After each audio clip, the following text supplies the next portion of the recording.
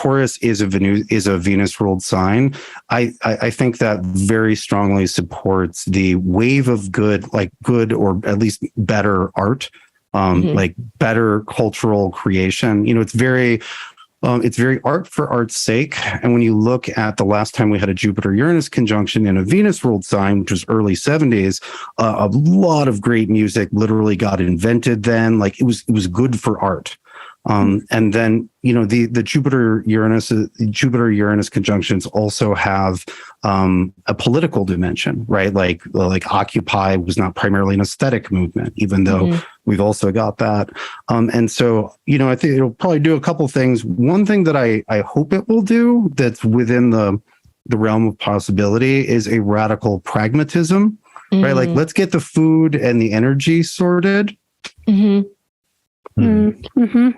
So let me show the chart because I wanted to transition into this discussion, just clarify. So this is the closest Jupiter and Uranus get this year. It's in September, where Jupiter gets to about 15 Taurus when it stations retrograde, and Uranus is at 23 Taurus at that time. So they're within 8 degrees of each other. So that's the conjunction we're talking about, or at least the most intense point of that this year. Although really, from our perspective, it begins in May as soon as Jupiter goes into the sign of Taurus and begins that sign-based conjunction. Yeah. There were a lot of actually iconic food things that were started during the last Jupiter-Uranus in Taurus, like M&M's started then. It was actually really close to the exact conjunction. It was like the innovation was the melt in your mouth, not in your hand, right? And they sent it off to war because it was more like temperature stable. So, there are innovative food things like that. One of the things that sounds really like silly, but actually illustrates a good principle is Cheerios also started right around that conjunction.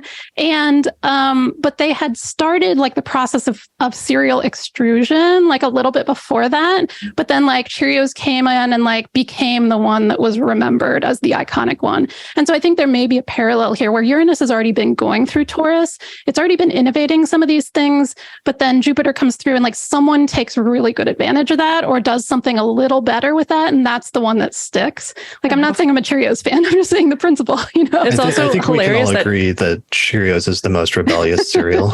It's also hilarious that Cheerios are called Cheerios. That's like Jupiter's coming in being like, hey, I have jokes and cereal for you. Yeah, it's true. How close did they come to being Nifty O's? Right. They were called something else actually, but I don't remember what it was initially.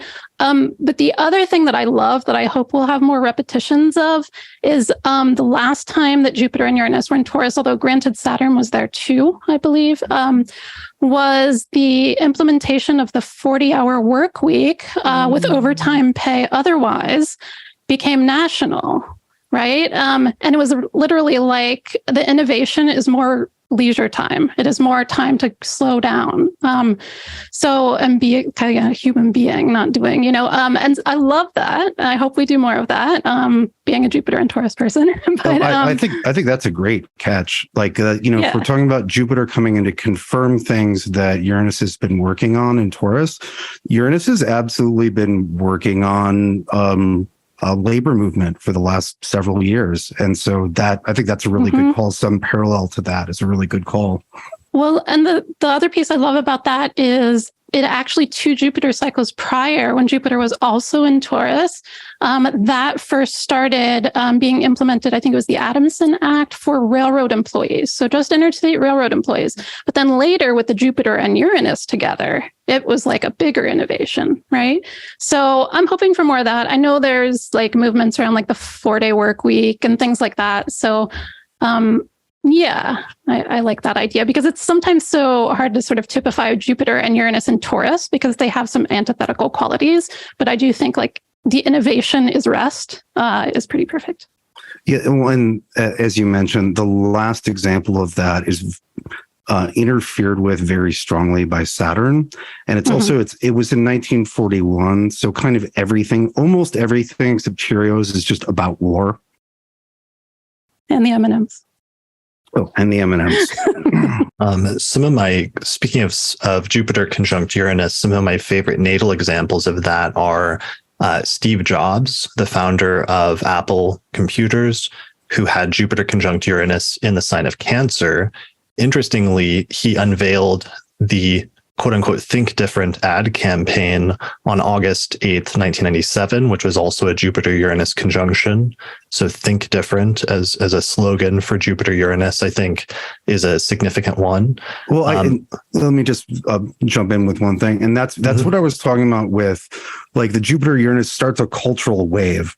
Right. Apple, like at like that ad campaign you're talking about concentrated and typified that excitement around tech. It wasn't just these are new tools. It's we're going to be different. We're going to think different. Mm-hmm. Yeah. And they're also like unveiling those fancy iMacs at the time that were all like neon colored and stuff. So that was pretty cool. Similarly, more locally related in our community, the company Astrodienst was founded under the Jupiter-Uranus conjunction in Sagittarius in 1983. And that has just been, they were one of the first astrology companies to get on the internet, and they were the first one to start offering free birth chart calculations through their websites in the late 90s and early 2000s.